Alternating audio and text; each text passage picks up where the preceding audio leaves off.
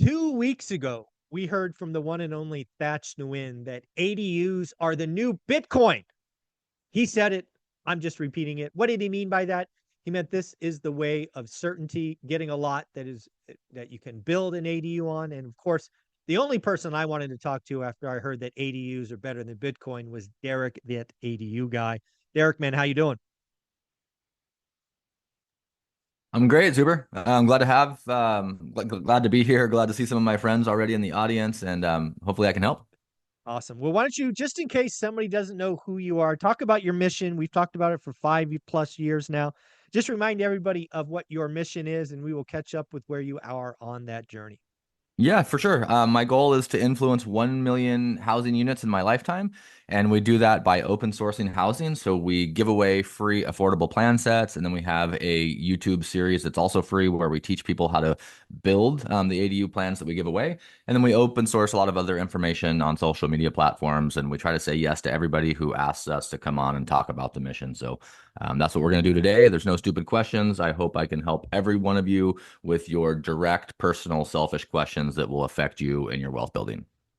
Yeah, one of the things that I love about this journey and the fact that you and I have been boys for 5+ years now is when this conversation started, it was kind of like a unicorn, right? It was kind of that thing out there. It was theory. You were doing it, but not so many people, no other places. Cities and states were kind of in or out. But man, if you look at what's happened to date, more and more cities, more and more states are looking at affordable housing and realizing that ADUs are an easy answer. I mean, do you realize that you were on the forefront of this and a lot of your movement likely influenced all of this? It's got to be, it's got to feel good. Yeah, I feel great to be just a small spoke in a wheel of zoning reform across the country. I don't want to really take the credit. I just got lucky to be raised in a small Oregon market where we had good planning and good policy early. And because of that, I was able to construct and work on my first ADU project in 1996. So we were first to Wow. market by no fault of my own. 96. I just lived in this rad little town that was infill housing friendly. So it was just kind of the right place at the right time. But anybody that's really motivated and is always driving onward and upward is looking for those opportunities to capitalize on. So I just, my real the thing I'm most proud of, I think, is that I've just stayed in the same lane for Mhm. 30 years. Like I just do the same thing over and over. And it was boring 20 plus years ago. And that's when I knew I was good at it. And I just kept doing it. So if I can teach anybody anything, it doesn't have to be this strategy, but if you can pick a strategy and try to Yes. just become the best you can be at that strategy, like you can't fail. You cannot fail. No, that is step two of the wealth journey, right? Well, step one is you got to create disposable income. You have to have the seeds to plant. And step two is just become a lead at something. Pick your thing. You chose ADUs way back in 1996 and are crushing it since. Do you have any idea how many ADUs you have personally put your hands on over the last Hundred, 30 yeah, years? hundreds, hundreds. Yeah, I'm not a data Nice. guy. I'm the ideas and like take action guy. I don't keep great records on that stuff, but hundreds. If I count ADUs that I've influenced through consultation or through conversations or going and showing up and touring and giving heads up on things, it's maybe at closer to 1,000, but Oh, I'm hundreds. sure. I bet you it's 1,000. Yeah. I might even put money on it's over 2,500 if we're including ones that you've influenced. Yeah, Um, if I've talked about them, it's fives of 5,000 probably. But I try to yeah. like ones I've actually been on site on or actually helped with officially. It's probably getting up close to 1,000. That's pretty awesome, man.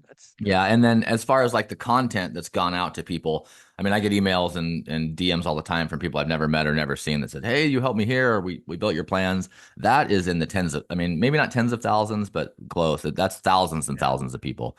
We'll Yeah. we'll do a video that's about how to build the most affordable kitchen, and 500,000 people will see it. Does that mean I influenced 500,000 ADUs? Probably not, but it's got the attention of people. And I mean, 10 Oh, years ago, nobody knew what the acronym stood for. A few years ago, half the people on the West Coast did. Now, close to half of the plans on the West Coast are for building these things. So it's yeah. like really is gaining some traction quick, growing exponentially as far Well, as let's like the talk about some of awareness. yeah, well, let's talk about some of the standards because again, you give all of this stuff away, which is just I love the fact that go-givers attract other go-givers, which we both are. But just talk about some of the plans you have, average square foot, time to build, costs, rough and tough. What are you putting out there? Yeah, for sure, guys. So the number one mistake I see people make is they want to build the biggest one possible, and that doesn't really save them any money or give them the best return. You do get a little bit of an economy of scale when you build bigger, and in some of the highest priced markets in the country, I would say bigger is better, but we like to just build small. We like one bedroom, one bath units. Our flagship unit that we build is it's 528 square feet with a 200 square foot loft. So I call it about 700 square feet. And then we're building a two bedroom, two bath unit often now that's 810 square feet. And that's fits really well on some of our bigger infill projects that we do. But all in all, I think smaller is better. And our kind of our standard is how do we build affordable? It can have really nice finishes. These are not cheap looking units. They're just affordable design. So we like rectangular boxes, single pitch gable roofs, or single shed roofs. We're looking for efficiencies, so we're not wasting money. And then once we have these designs that we like, which you can find on our website for free right now, we just keep doing the thing that works. We don't try to reinvent it. We just change the location and the color. I love that. Again, one of the things you realize when you get really good at something is it needs to become boring. So it's kind of, some is good, more is better. It's not about, constantly tweaking. This is not what we're trying to do here. So now when you are going to take on a project from approval to kind of move in, what is the timeline for a guy that's been doing this over and over again? Are we talking sub 90 days or is this still out there at 6 months?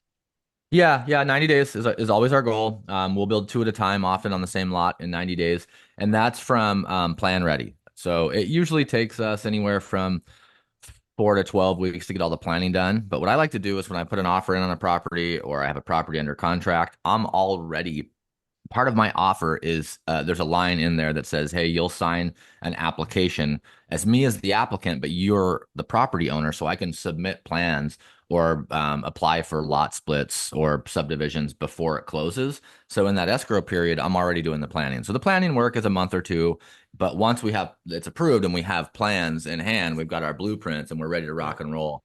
If it's taken us more than 90 days, something's wrong. Something We wrong. Something yeah, we're broke. doing four at a time in maybe 4 months on the same lot. But if it's a single unit or two units, detached, standalone, 90 days period. And that's only because, again, it's simple.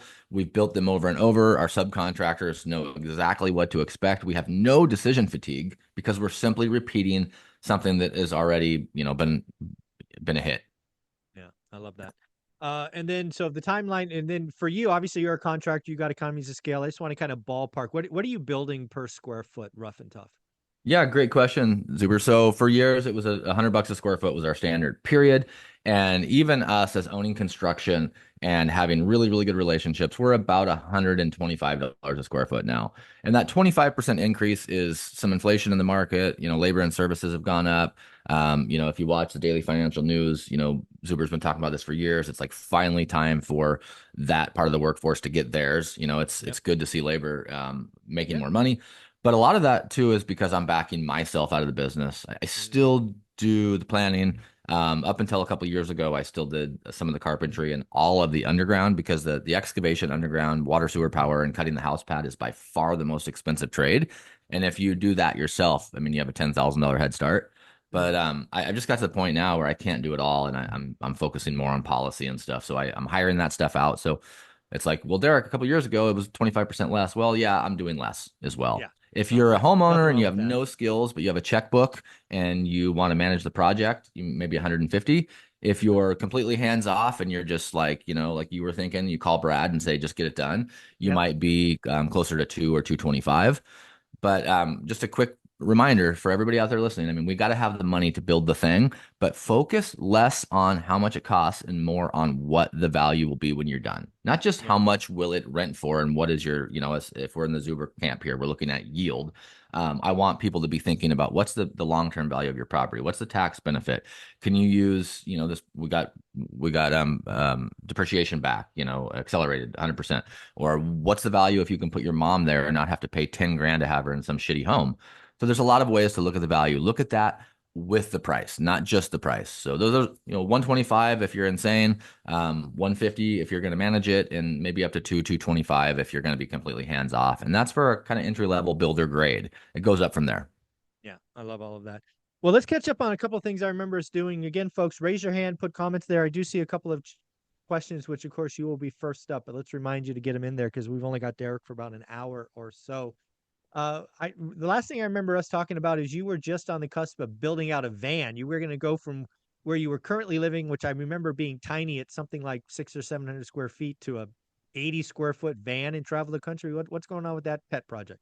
It's slowly but surely pecking away. So yeah, my 528 square foot, we call it the barn cabin, which is our favorite unit to build. I've been living in the barn cabin and I was going to move into 80 square feet. I bought a Ford Transit extended all-wheel drive high roof cargo van. And 528 square feet, just really quickly, is like more than enough for a single person. Like I didn't even use half of that house. The van has been tight. I bought that the last day of the year so I could have some tax shelter. I needed to go spend some money.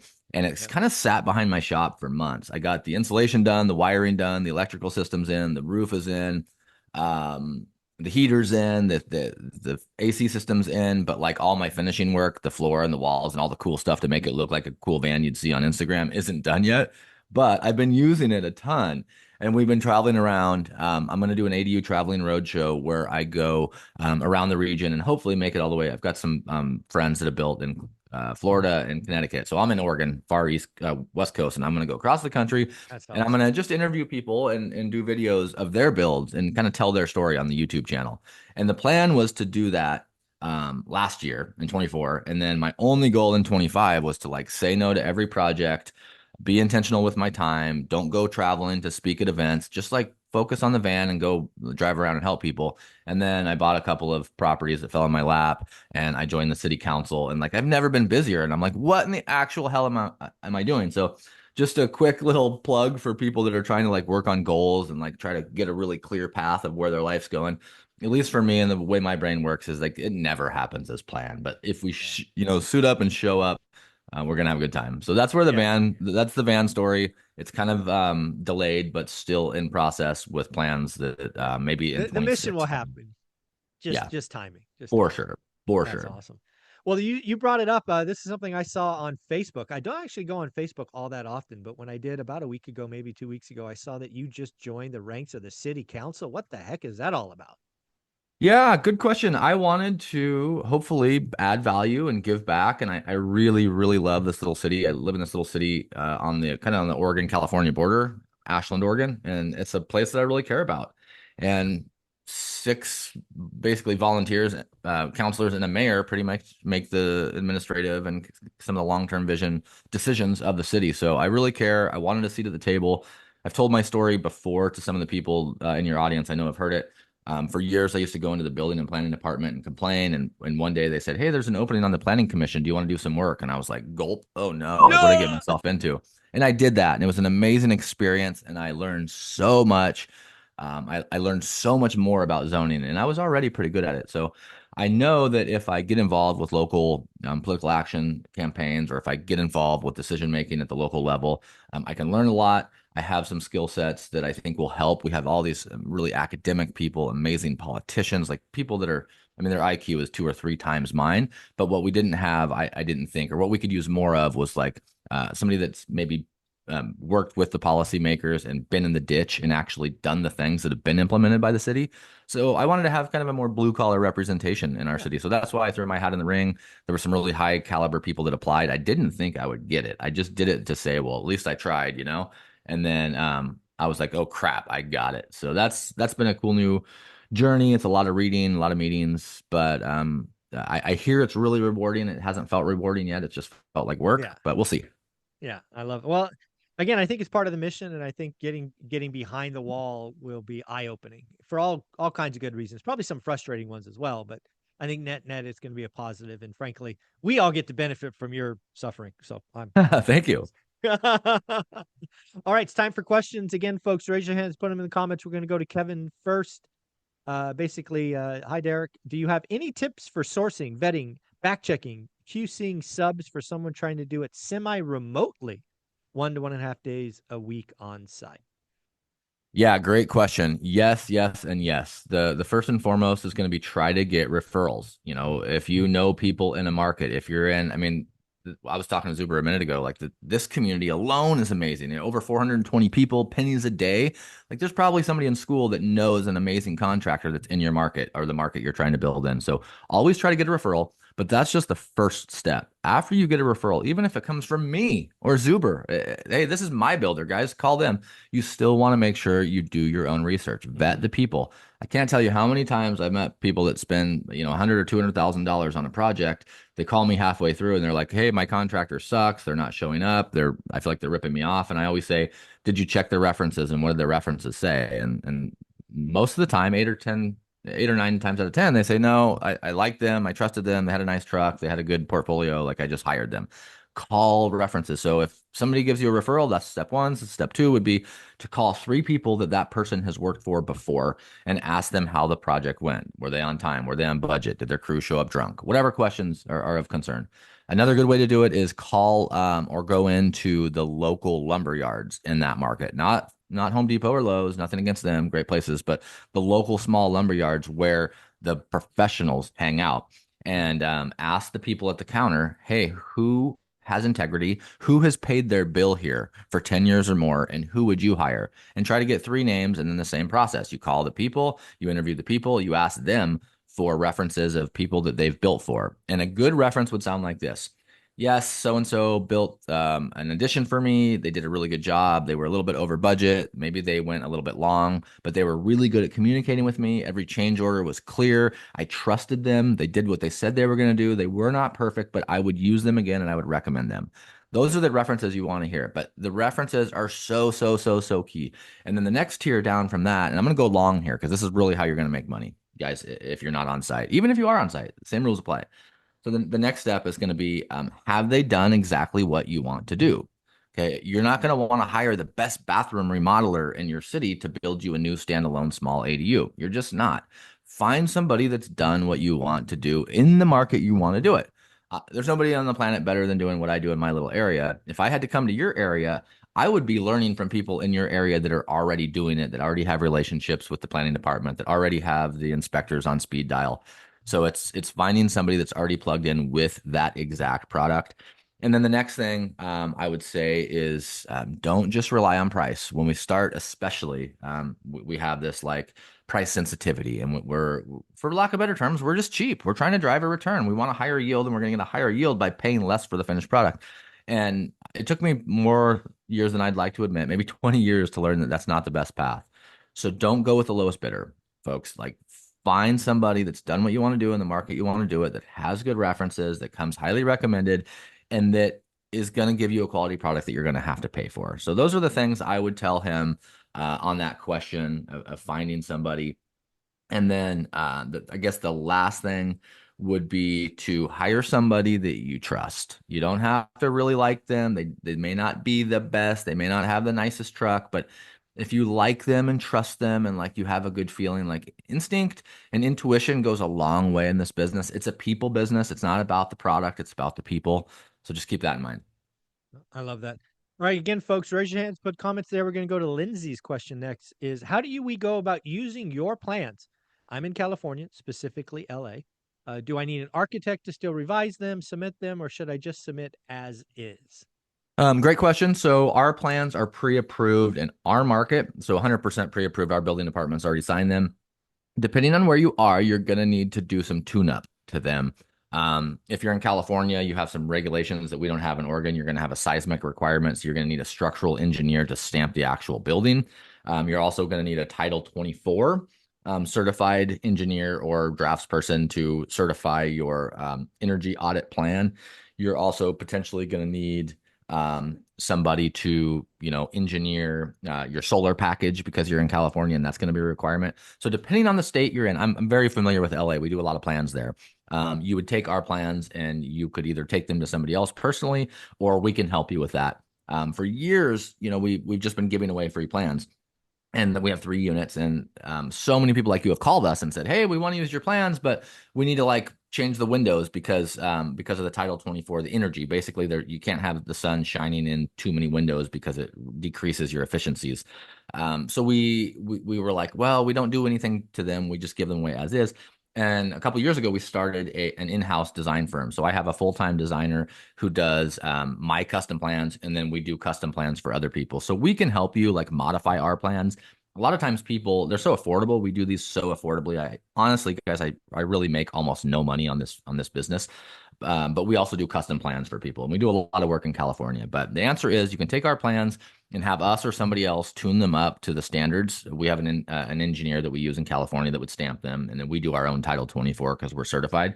But you have them touched up by us or somebody else, or you do something custom. But that's kind of the answer. If you're in an area where you don't need heavy engineering because you're not like right next to the San Andreas Fault, for example, or you're not you don't have like hurricane force winds in Cape Cod or South Florida, you can just use them. Like all of our state, where prescribed framing works, you don't need to do anything to the plans, except anybody is going to have to plot them. So there's a plot plan, which is part of your plan set, which is, hey, this is my exact lot. These are where my utilities are.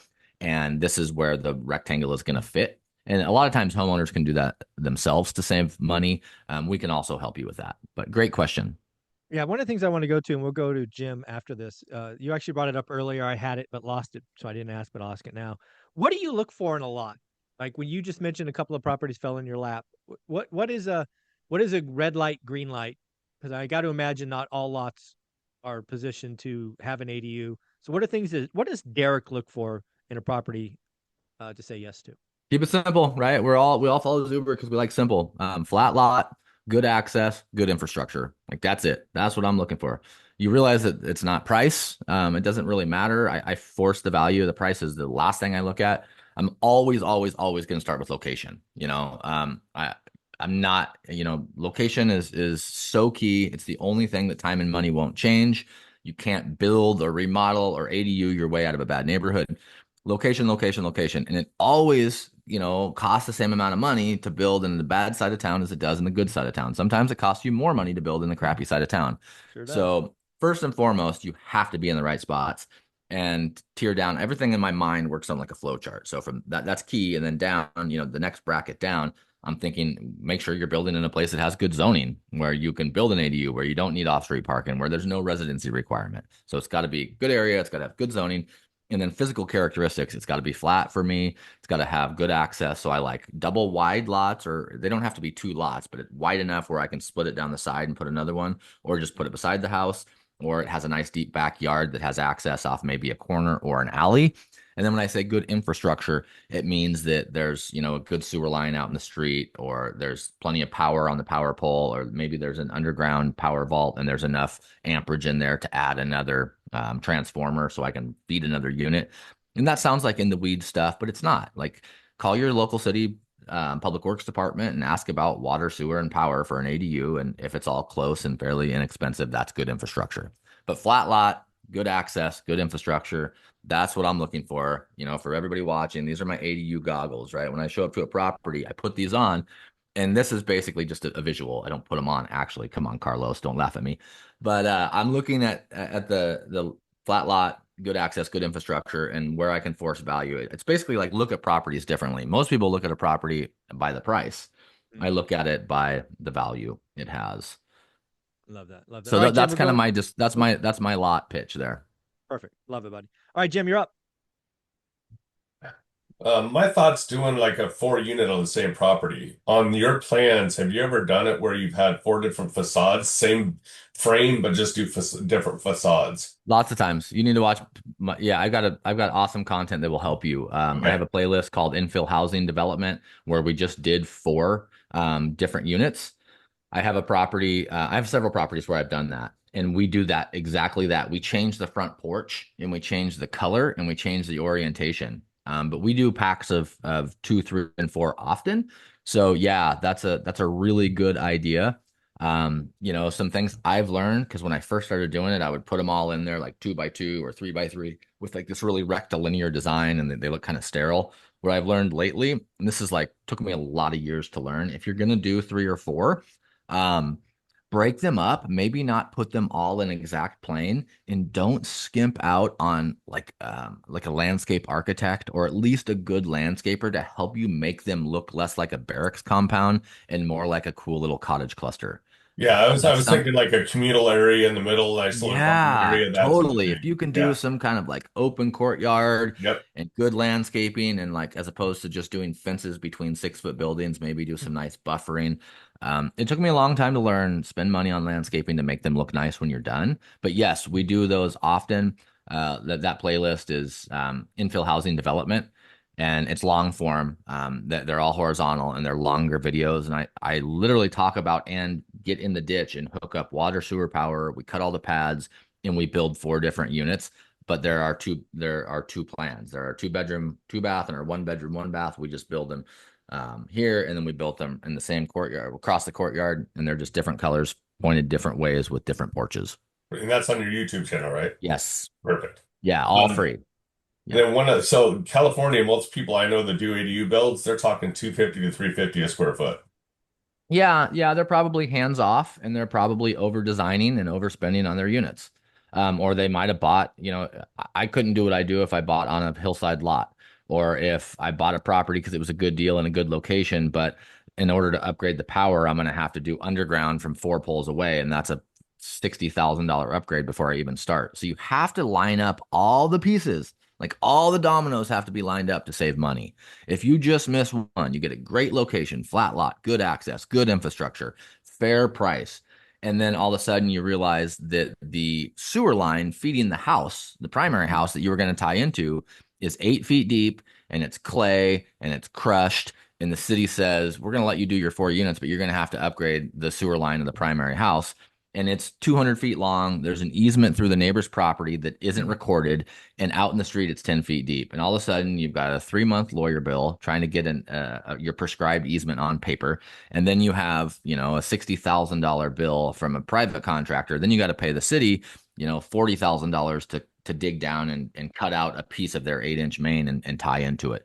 So one little thing takes a project from 175 if you self-manage to 250.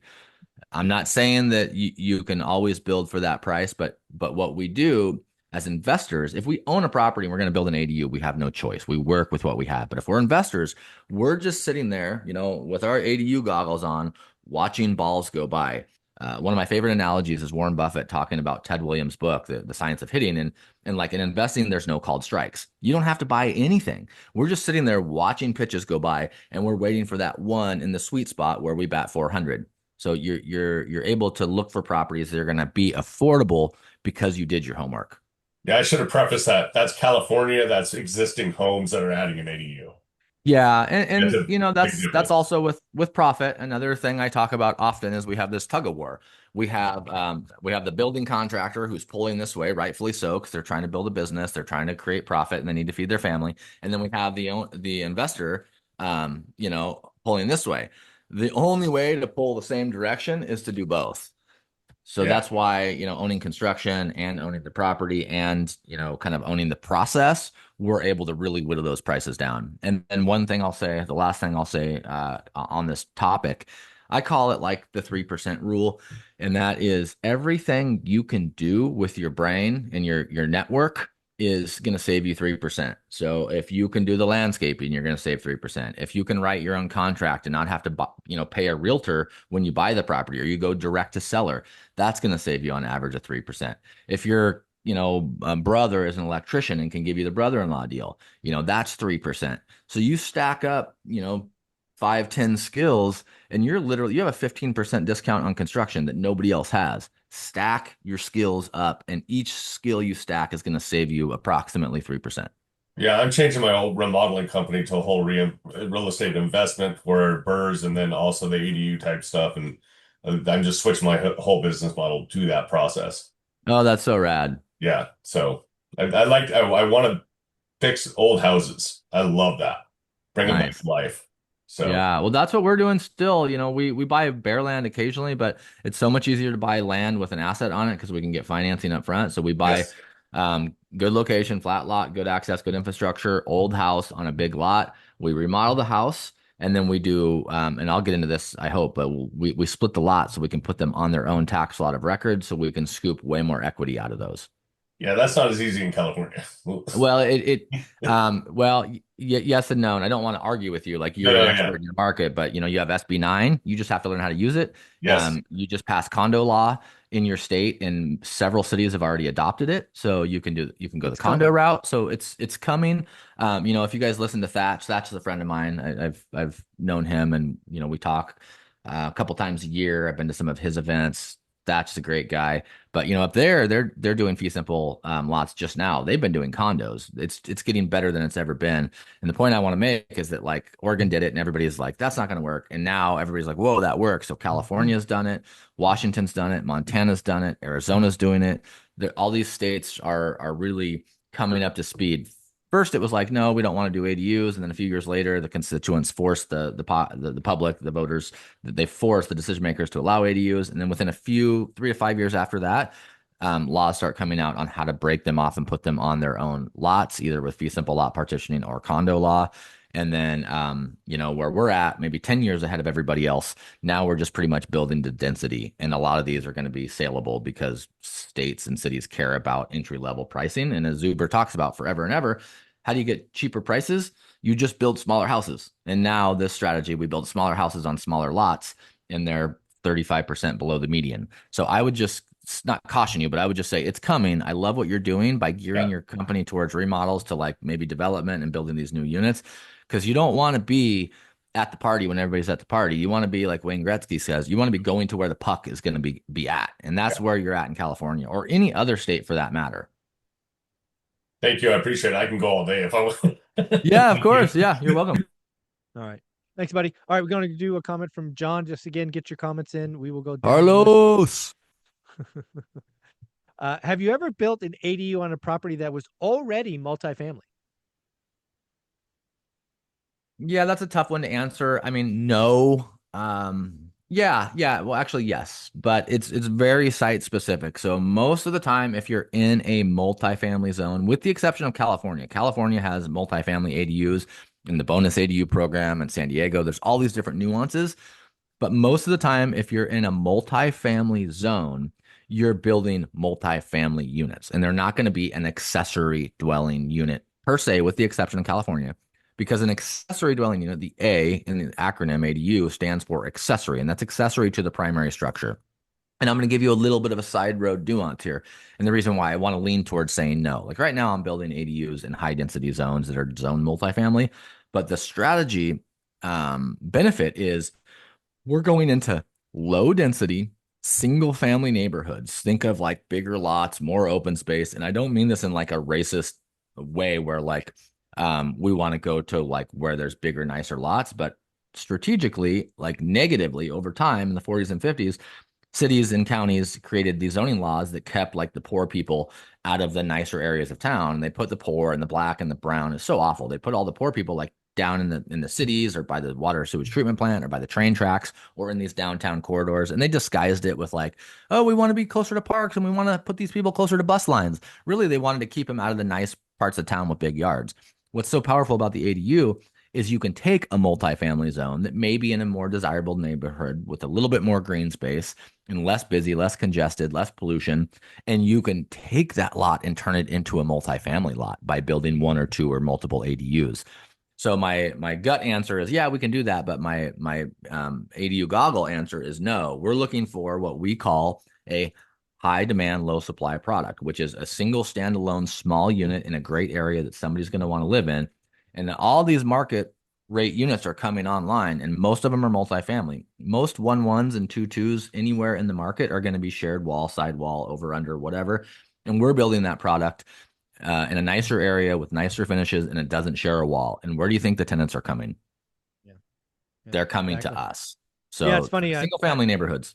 I've said for a long time, I buy a lot of houses over the years, and my best performing units are always 1 bedroom, 1 bath homes, because once they move in, they don't leave, right? They go out feet first.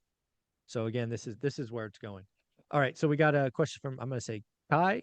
Good morning, Derek. Mike, I'm in San Jose. House with an ADU new build on top of existing home. Can I sell it separately from the main house, but with the same water line, sewer line, and electrical? Yes, as a condominium. San Jose has, I think San Jose was the first city to adopt the new standard, which doesn't require but allows California cities to do condo. And you can do what's called common areas, and you can also have common facilities, and you can have common infrastructure. I would talk to a professional land use attorney down there that does condos, because a condominium is not really involving as much party. It's not really involving the state. It's really like a legal interpretation of the land, and it's between a lawyer and the state. I didn't mean state. I meant city. It's not really the city state. It's kind of like the lawyer and the state make an agreement of who owns what. I will tell you that shared infrastructure can be a little bit more of an issue, but most condos do have shared infrastructure. They have common infrastructure. They have common space. They also have deeded space. Some condos are air condos where the walls, the invisible lot lines go all the way up. So over unders are a little bit more challenging at times than side by sides. But with condo law, you can do really cool stuff. So you have a brand new house with an ADU above the garage. You can condo that off. You can condo off the parking spot and dedicate that or deed that or sell that to somebody else. You could condo off a raised garden bed. So talk to a land use attorney who specializes in condo law in your area. Again, in your area, not even a city over. Somebody in San Jose that's already doing this because it's really popular. But if you're really looking to do splits, it's easier if they're not stacked in some cases, and it's also easier if there's separation. But yes, you can do it. Great question. Very cool. All right, next up, Stephen. Good morning, Derek. I'm a first-time investor. I have no rental units yet. When would you say I'm ready for an ADU project? And would you recommend an ADU project for an out-of-state investor? No, not unless you could buy it with it already done. If I was brand new, I would be looking to house hack. I would buy the cheapest house I could in the nicest neighborhood. Say it's a little 3-2 with a big backyard. I would try to buy that. I would move into the garage. I would rent the rooms to my friends while I saved up money and figured out how to lever to potentially build one in the backyard. That's what I would do with the skills I have. If I had no skills, I would still house hack. I would look for the most affordable house I could in the best neighborhood. I would buy it. I would live, in one of the rooms while I rented the other ones, and saved up money and either built an ADU or bought a house that already has one. They're so overpriced now because their values are finally catching up with the market. If you live in one of those, I don't know where you're at, but if you live in one of those markets where it's like, Derek, why would I build an ADU? They cost $200,000 and everybody that's building them only gets appraised value of 50K. Even better. That's the city you want to go buy one in because they're undervalued. You're buying, two houses for the price of 1.5. But no, if I was a new investor, I would not try to go develop out of state. Yeah, I mean, I would not even go try to be a developer. I would get my feet under me. I would get on the property ladder. I would house hack. I would buy it with low down with none of my own money. But if you could find a unit now, this is a great plug for the federal government. If you can find a unit that already has an ADU as of November of last year, Freddie Fannie now allows you to use 75% of the rental income of the accessory dwelling unit as qualifying income for your DTI. So you may think, oh man, I live in Fresno. I'm only qualified for 250. The average house is 300. I'm looking for a house for 250 that I can house hack. Well, actually, if you find a house with an ADU, you've got about $400,000 of purchasing power with your same DTI because you can rent that puppy out. Yeah, love it. Again, one of the things all new investors, just a reminder, one of my core tenets is you want to de-risk the first opportunity. You got to get to proof of concept. You got to get that first win. If you're stacking out of state on top of ADU, on top of no investments, that risk profile, in my opinion, just gets wild way too fast. All right, next up, question from Mark. Make sure I go in order. Yeah. Okay, so HVAC question. I see you prefer mini splits units in bedrooms and living areas. How do you heat and cool the bathrooms? Yeah, it's not perfect. It's not the best science ever, but what happens is we get a forced air, like the house is pressurized with hot or cold air or dehumidification, whatever we're using, because to today's standards on our new builds, everything is so gosh darn tight. In a perfect world, you can put small heads in the bathroom. I personally like a central air register fed system. I think it's a little bit more efficient when it comes to putting hot and cold air on your body. So if you have a register under the toe kick of your bathroom vanity and it blows right out on your feet while you're using the toilet to go number two, like it doesn't get any better than that. But if you stack that against the inefficiencies of running ducted systems and the price of running ducted systems against the efficiency, the ease of use, the length, the warranty of a mini split, we don't get hot or cold air directly blown on us in the bathroom. We put them strategically in the house. Usually one head pressurizes the whole place. And because they're so tight, that house, it pressurizes. That temperature is like instantly everywhere the same, Yeah. the same. So that's how we go about that. Yeah. So if somebody wanted to reach out to you to get some local plans tweaked, or do we just go to thataduguy.com, or how do you want people to reach out? Yep. Thataduguy.com is where you can find me. Right at the top of our homepage, there's a big red button that says free plans. You can click on those. You can look at the PDFs and see if you like them. And then on that same page, you can click through, go to the hamburger and click through our pages, and you can read about me. You can see our website. You can see our videos. You can see our custom plan stuff. I have a Google Doc that I just send people, and it's like 6 questions, and you answer those questions, where you're at, what size you think you want, what are your setbacks if you know them, and that goes directly to me and to Shrantha, my designer. And our, not to plug what we do, but we try to give people plans within 10 days, and we're half price on average. We're half price of anybody else in any market. And you don't even fully pay us until they're approved from your city. So we're not even looking to take your money until like we know they're approved. And usually there's a couple rounds of renditions that we have to do, but that's where you'd find us and how to do that. Awesome. Well, one of the things, again, you hit earlier, I want to hit again, that you actually helped me with was, I was doing an ADU project, I don't know, 4 or 5 years ago now. And I found out that you could build, I think it was 1,200 square feet. And of course, what did I want to do? I wanted to build 1,200 square feet. But after some coaching from you and whatnot, it's like, Zuber, you preach yield. Why don't you go calculate the yield? And the answer isn't always the biggest. Just hit that again. Yeah, bigger isn't always better. Some things that lead me to that belief via experience that I didn't used to know. These are all things that I learned the hard way, guys. I'm not smart. I didn't just like come up with this. These are all things that I failed at, and then I was like, oh, there's a better way.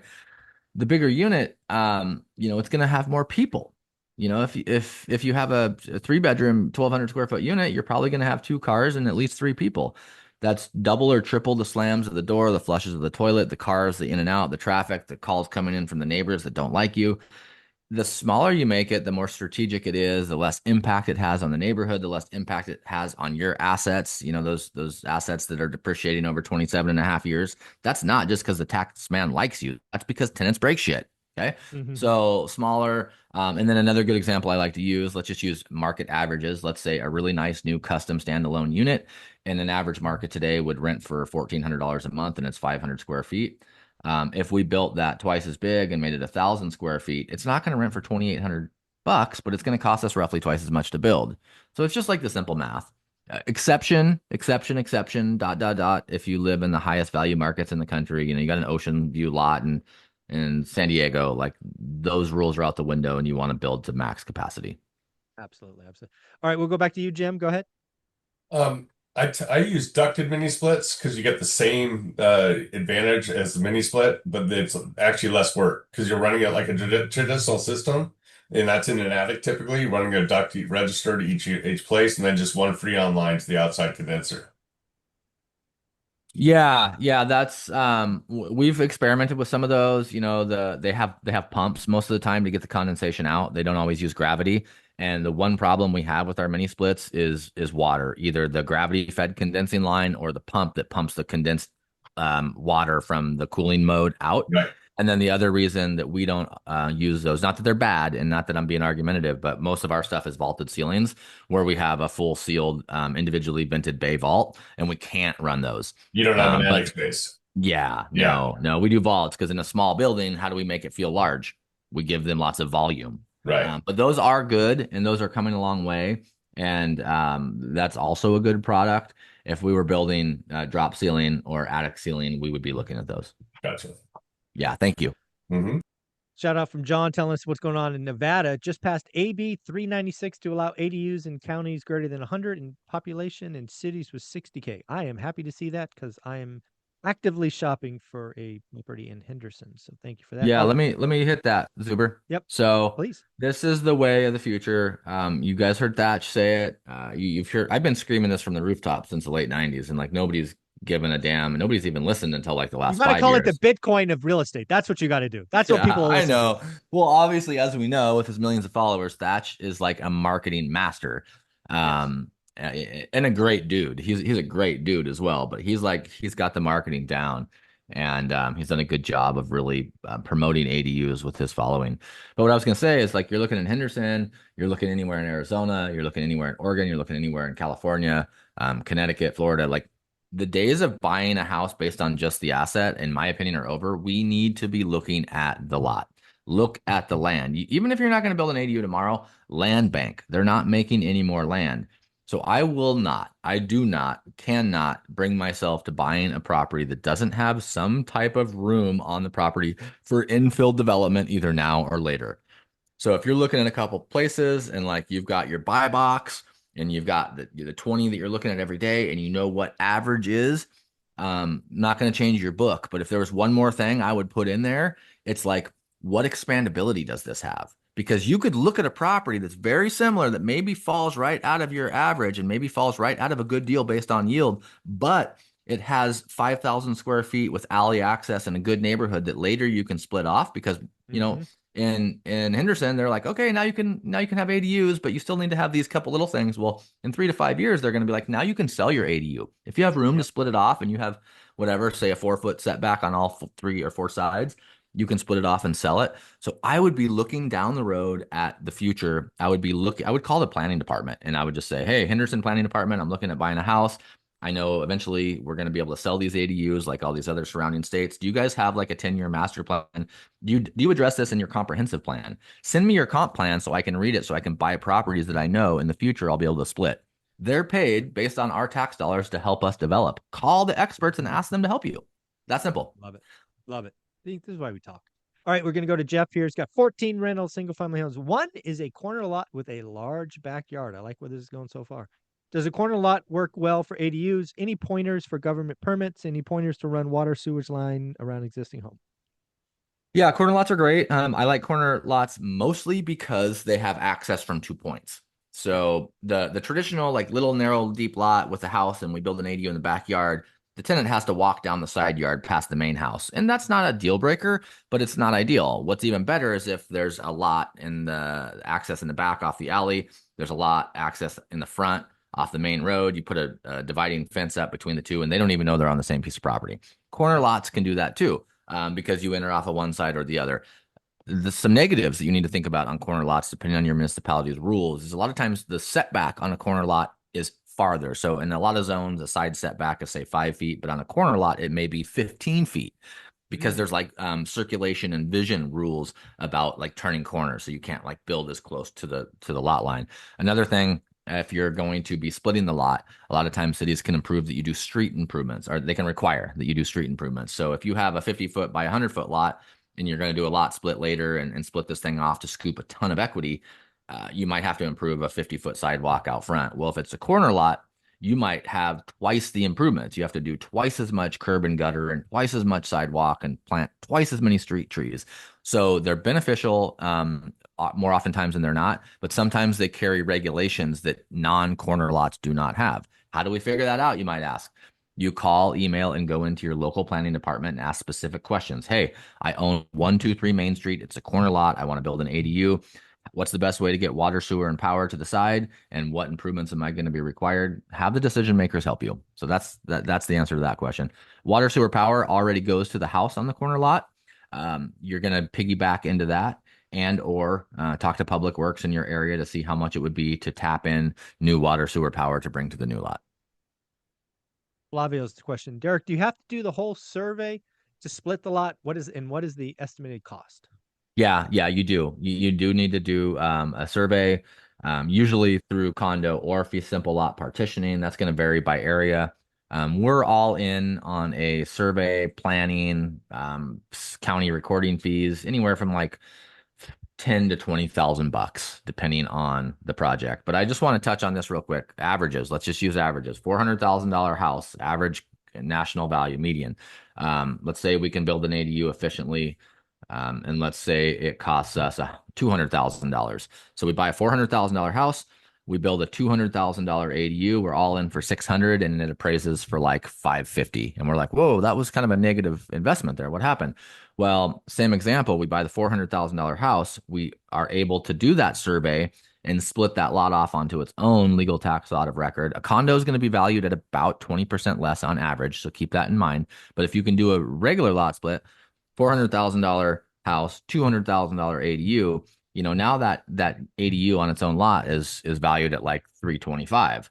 So you literally have $125,000 equity scoop in 90 days if you can do it quickly, as opposed to a $50,000 negative for the exact same structures in the exact same area. But because it's an asset that can be financed separately, it has a lot more value. Yeah. Love And that. then we really can expand those numbers. Let's just use a Thatch number. He buys an old beat up house in Seattle that's worth 6. He puts $100,000 into it. Now it's worth 9. He splits off the backyard. He builds the ADU for 350, and it's worth 8. So now you've got close to $750,000, 600,000 ish forced equity on the same exact example in a much higher priced market. Sounds like Bitcoin to me. I'm just teasing. Yeah. The new Bitcoin. I don't There like you that go. analogy because Bitcoin is super volatile and Yeah. ADUs aren't. Yeah. I'm just teasing. I know. I know we got to be like, what I love about your channel is like, we always give people the real. We Yeah. can be flashy. I love how you've changed your headlines and we've got all the gloom and doom. But once you click on it and you watch the show, you're not getting crash broed. You're getting the real Yeah. facts. There you go. We do both. There you go. Kevin's question. Do you have tiered list of products, Windows mini splits that you use? I'm in, I guess, high cost of living beach area. Ooh, there we go. You're referring to and what to put in products in work areas. Yeah, yeah, we give it all away, guys. Like, just go to our website, thataduguy.com, scroll down the bottom, and there's a link there's a little button that says shopping list. And click on that PDF shopping list, and there's a list of every single thing that we use. Our drawer pulls, our light fixtures, our faucets, our mini split, our appliances, like all the years of decision fatigue I like banged my head against the wall to get of like how do we get affordable yet custom finishes, doorknobs, cabinet pulls, like I said, everything, and almost all of them are off of Amazon. And I actually met a dude. This is why we spend money to go to events and we spend our time. I met a dude before Zuber did the 50K party. He hosted a really good event in Fresno. And I drove down there and Zuber took a bunch of us out to dinner. And I sat by a guy, I think his name's Nick. He was the AV guy from the church that came to help you. Yep. And I sat, and Carlos was at that table, and Carlos's wife. And he said, why don't you put together a PDF of all the stuff you use and give away to people and you get these like affiliate links? And I was like, what's an affiliate link? This is me. I've been an investor for 25 years. I don't even know what affiliate link means. I can't even spell affiliate. Well, anyways, that tip, I went home, I called my team and I said, and this is not some big, huge business. My team is like my mom. I called my mom who does my billing and does a lot of my media editing. And I said, Mom, can you whip me up this like PDF with like all the stuff we use? And so now I get like a half of a penny every time somebody buys something on Amazon from that thing. So I get like a monthly direct deposit from Amazon for like $10. But the point is, we give it away and all those items are on there. So go to our shopping list and you can see all the stuff that we use. And you don't have to use our link. Shop around and find it, but that's what we use. There you go. Well, this will be the last question because I got a hard stop at 9 o'clock. This is from Jeff. Does an ADU use the same property tax land PIN number? Thinking about my one corner lot, if possible, to split into 2 pins, maybe not ADU anymore. Yeah, yeah. If it's split, it gets a new tax ID number, and therefore you also get a new tax bill. So Right. if you're going to keep it forever and you don't need to scoop the equity, there's no reason to split it because you're just going to reduce your cash flow. The nice thing, and for the first couple of years we allowed that, I didn't split mine. I was like, I don't care. I'm a buy and hold or build and hold. I'm never going to sell these. Why would I like give the county more of my money? And Mhm. then I realized that I can scoop that equity and get more velocity to go do more Right. stuff. The And then cash also flow. for the Right. first Yeah. time in my career, I've thought about maybe someday I'll sell something. I don't know. And before they change the laws, I may as well just split all these off.